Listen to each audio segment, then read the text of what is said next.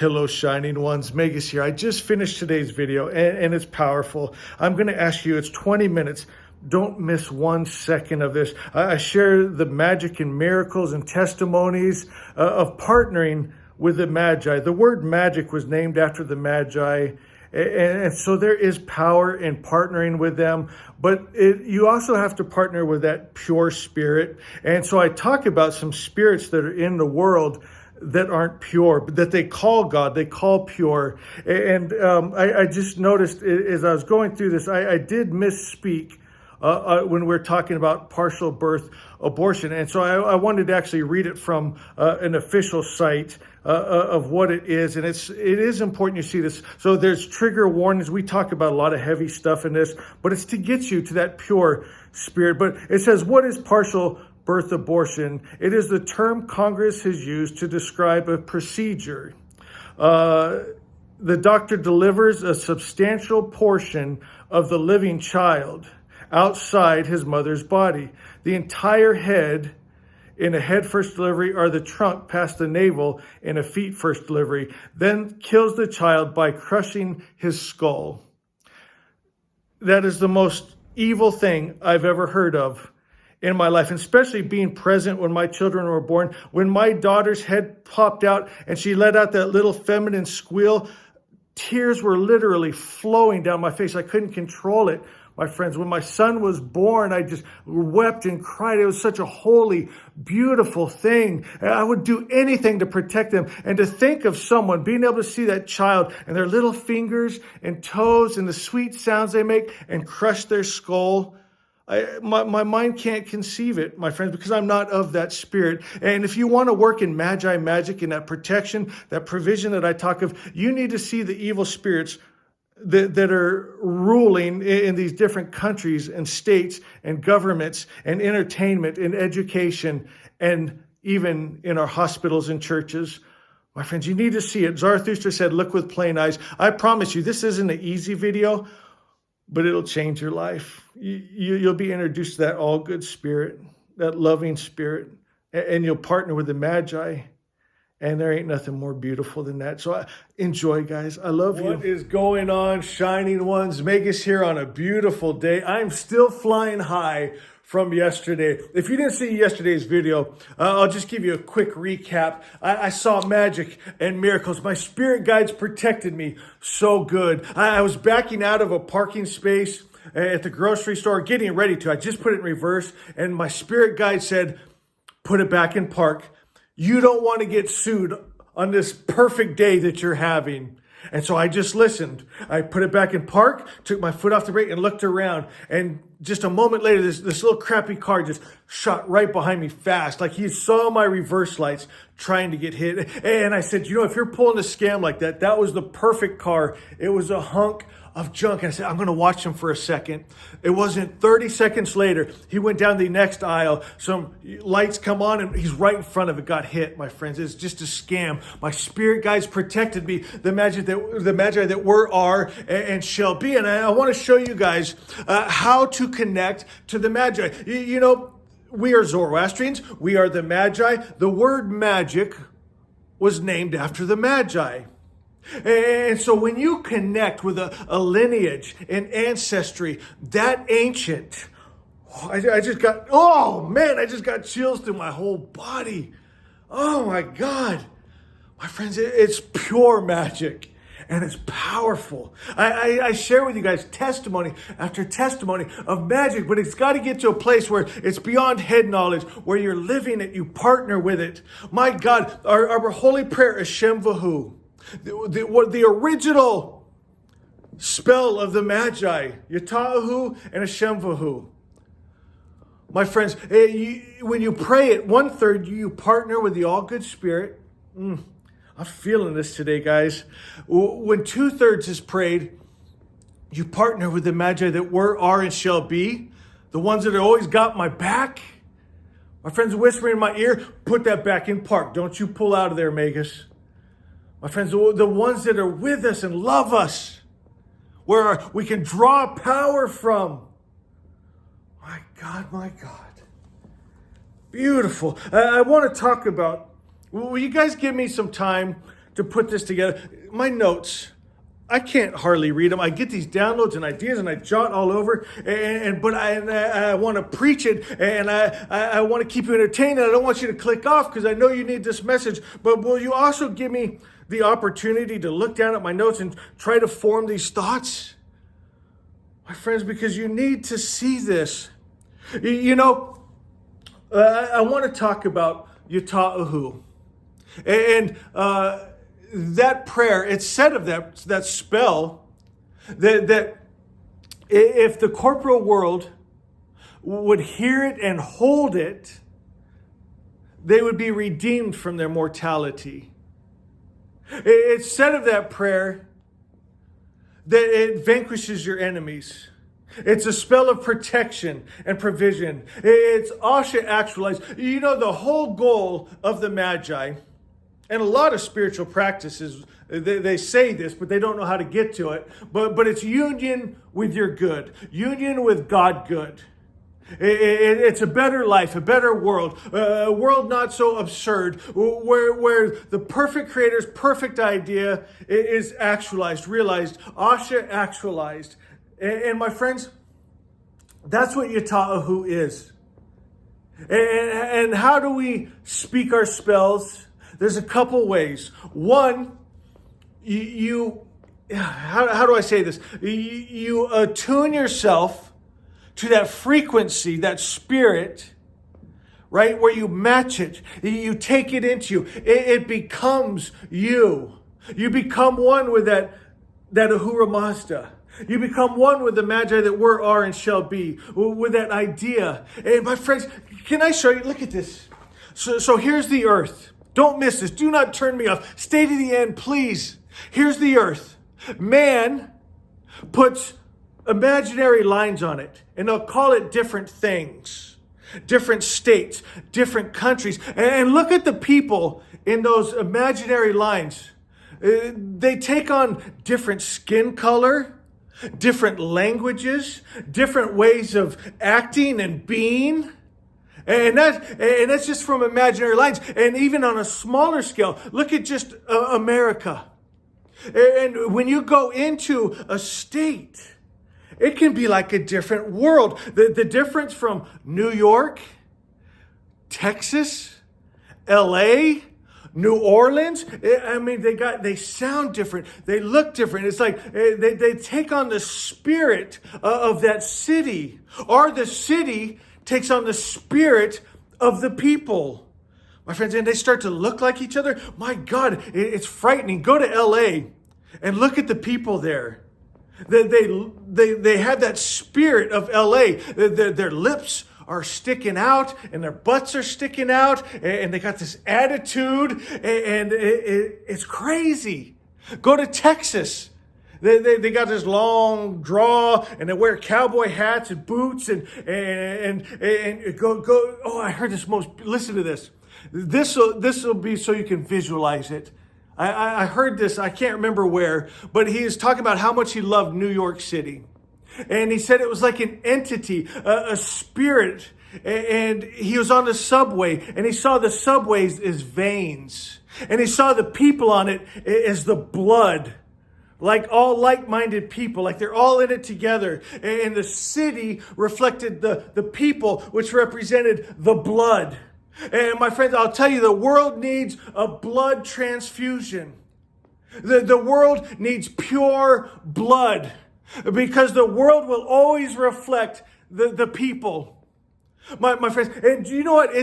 I've heard it's illegal to film inside of private prisons because of what goes on. I've heard you're not allowed to film inside of slaughterhouses and where they process your food.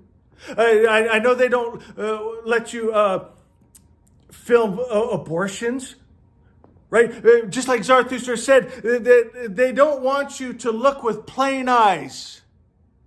They don't want you to think about it. Just go along with the story we give ourselves. And here's why people won't look at it with plain eyes. Because as you look out at it and really see it, you realize you're looking inside of yourself. And we don't want to see that.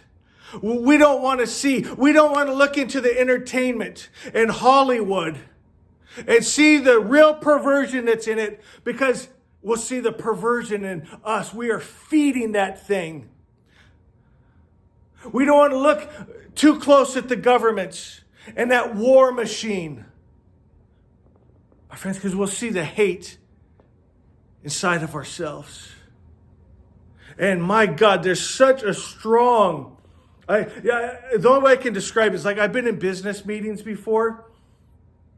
And if you try to speak out, in education too, I've seen this in the schools. You go to speak out something different, you can feel the heaviness of the atmosphere. People's, they're not saying anything, but and it's like they're shutting you down. Like, no, we don't go there. And it's heavy. You can feel it. My friend Zarathustra said that the evil teachers keep the people from Asha, from heaven on earth, with their false doctrine and not allowing them to look at the world with pure eyes. You know, I got to tell this story. Then we're going to move on. But I need you to fully understand and see what's going on. I was watching, I believe it was Hillsong. Yeah, that Australian Christian group on TV. And they were in Jerusalem, and they were so excited because the temple was going to start having their services again. And sacrifices. And I thought, why would they be excited about that? So I filmed it and put it on YouTube. People lost their minds because they don't want to see it. It was horrible. And they saw what's really going on. And they saw the little cute lamb. Have you ever seen a little cute lamb? They're adorable. They're sweet. You want to kiss them and love them. And thank God that a creature so pure and innocent exists. And those motherfuckers grabbed it and slit its throat. And it's kicking and crying and freaking. It is horrible, my friends. And then the things they were saying, the way they were acting, and they're calling it God. My friends, and here's what I wanted you to see. Two things. One, they don't want you to look with your own eyes. You know, people are fine with partial abortions, right? But they won't show it.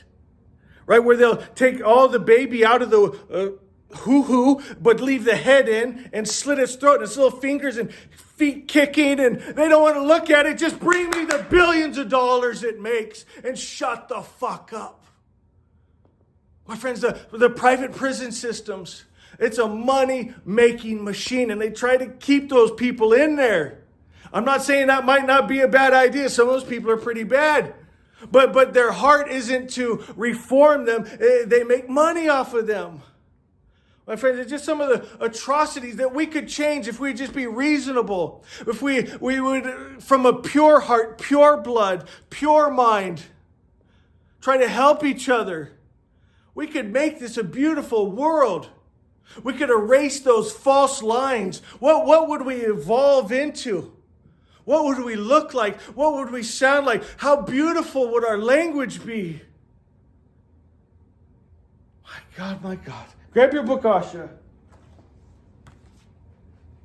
One thing I got to touch on, names. Spirit was just telling me, names. A lot of these people, you look at the churches. You look at the governments. People are fighting for God and country. But they don't really show you what God is behind that country. They go to war and they're willing to send their children. They're willing to die themselves for God and country. What God? My friends, and the names don't matter. It's the spirit behind it. My friends, one person can be using the word God, but their God gets angry, jealous, hate, wars, kills men, women, and children, sends sickness and disease. And they're calling that the highest principle of God good. My friends, in their cities and their nations and their people, it all reflects that. My friends, we got to go back to Zoroastrianism, the original religion. God just meant the highest principle of good. It was unmixed. Zoroaster means undefiled, undiluted, unmixed, not good and evil.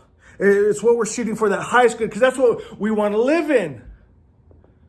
My friends, of just love and peace and joy and kindness and protection and provision and a perfect creator's perfect idea of how this world should be. Okay, grab your book, Asha. I want to talk about Asha 4 just briefly. Then we're going to 10 and 11. This is a lot, I know. So Asha 4 is taken out of the Avesta, thousands of years old, written by the Magi. And it talks about 4 things you have to do to create magic, to work in magic. 1 is temperance. 2 is fortitude. 3 is reason. Here's what we're talking about today. Number 4 is energy. You have to have a usable source of energy. You got to draw from something.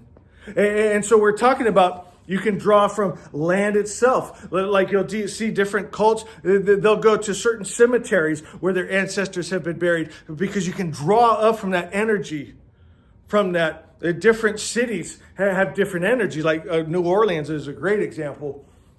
That kind of energy you can draw from that. Massachusetts is another one, depending on what kind of magic you're trying to work. So energy, a usable source of power. You have to draw the energy from something. So we don't want to be drawing from those mixed gods, from those entities that aren't that good, even though they might have the name of good, but the spirit behind the name isn't good. And that's where most people draw from. And they never get to the place where they're living in their good. So we got to go back to the original, to the pure. So Asha 10, we're going to, by Asha 11, you're going to get this. I hope you guys are still with me. I hope I'm explaining this okay. Please go to the comments, let me know. Magus, I'm getting it, or Magus, next time you touch on this, I'm not understanding this. Help me, guys. Talk to me, please. So Asha 10 says, I will ask myself a question, not concerned with how I want others to perceive me, or an image to project, but an honest question, looking for an honest answer. What energy am I really? What energy am I? Like, we want people to think we're good, but am I good? Because what I am is what we're going to make our cities look like, what the world is going to reflect to us. And if we would all look at ourselves, what am I really? And maybe you've been hurt. Maybe you need some healing. I get it. We all have been there. There are 2 kinds of contraries. Ones whose differences are a function, such as hot and cold, high and low, light and heavy, full and empty, which work together in harmony. But get this, then there are contraries of substance which cannot combine. This is what the world religions try to do. They try to combine substances that cannot be combined. That's why the pure blood you're going to find from the Magi, from Zoroastrianism, the original religion. The other religions, their gods aren't very good. Because this is what they did. They try to combine substances that cannot be combined, such as good and evil, right? You got the gods, he'll love you or he'll hate. He'll be at peace or he'll go to war. We need the highest principle of good. Health and sickness, truth and lie, life and death. But get this, when the truth is told, the lie is exposed for what it is, nothing. When the truth comes, the lie loses all of its power. That's why those systems don't want you looking and thinking about it. Because if you see the truth and think the truth, they're going to lose all their power. You can change the spirit of a city. You can change the spirit of your own home. You can change the spirit of your own temple. You know, it reminds me of like vampires, right? They say, don't invite a vampire in. It's the same with evil spirits. You have to invite them in. This is your temple. If you let violence and lust and different spirit and entities in, then they have access. But if you don't, they can't. So you can change your temple, your life, your body. You can change your home and the dynamics of it. You can change cities, and we could change this world.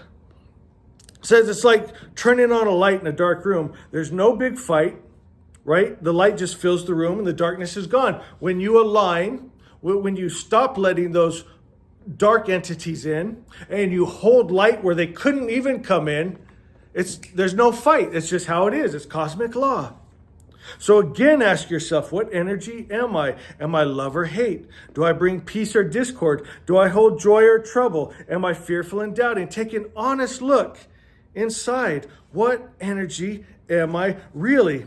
What vibration, what frequency, what spirit, what feelings, what emotions do I hold? That's what will manifest in your world.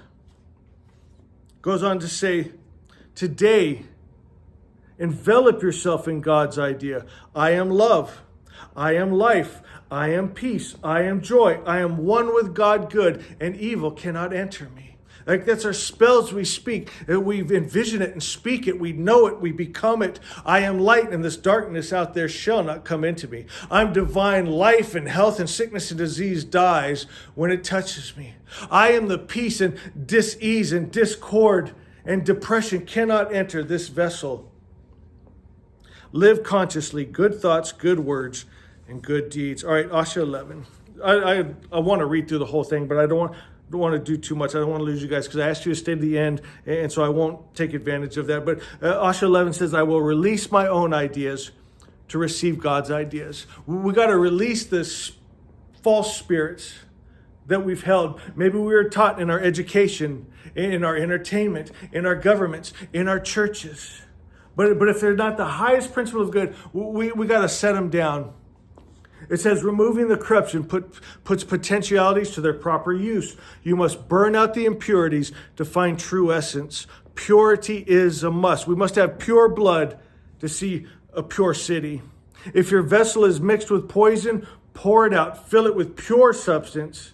It takes a long time to purify a vessel, one drop at a time. Too much trust in time. Trust God good. Pour out your vessel and let good spirit fill you with himself. Pure blood, partnering with the all good spirit, partnering with the magi that were, are, and shall be, and all their holy spells become yours. If you will choose light, our holy text says the key to our kingdom, this wisdom that rules both worlds, is for I am light. And in this pure light, this Zoroaster light, this undefiled, undiluted, unmixed light, darkness cannot enter. Friends, don't invite the evil spirits in. Inside of each and every one of us is a blueprint. We call it the Fravashi, the divine spark. If you'll quiet everything you've heard from the outside and you'll go inside, meditate and attune yourself to that pure light. It's the love that is pure. It's the spirit that is pure. It's a kind energy. It's a protective parental energy. It's a good, loving spirit. It's pure. You can go in and you match that frequency, that energy, that spirit, and you just let it take over. Let it be you. To know it is to be it. And you become that all good spirit. And you'll see there's no fight. The evil spirits are just pushed out. You just become that pure love.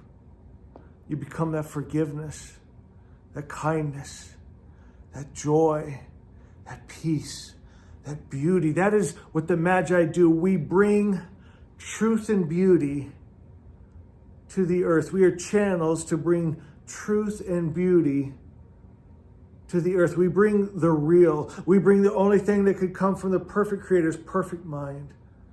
Perfection, bliss, goodness.